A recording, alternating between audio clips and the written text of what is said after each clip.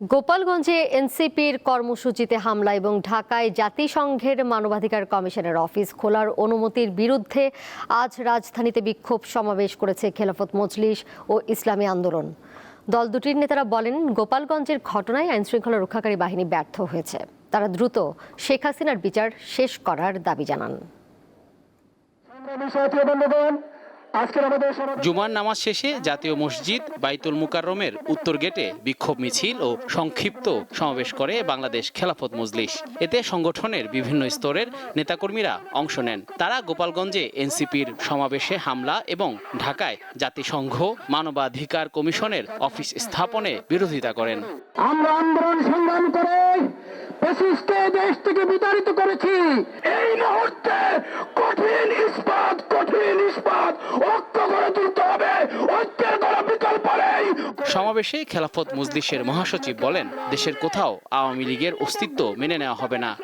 দেশের জনগণ পুলিশ শেখ হাসিনা সহ তার দোসরদের ফাঁসির কাজটা জ্বলতে দেখতে চায়।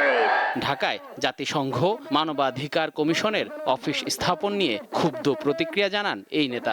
বাংলাদেশের জনগণ জাতিসংঘের মানবাধিকার কমিশনের কার্যালয় দেখতে চায় না, বরদাস্ত করা হবে না।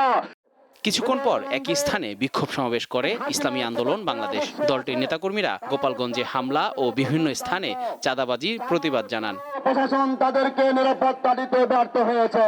সেই সকল কুলাঙ্গারদেরকে এখন পর্যন্ত কেন গ্রেফতার করা হচ্ছে না?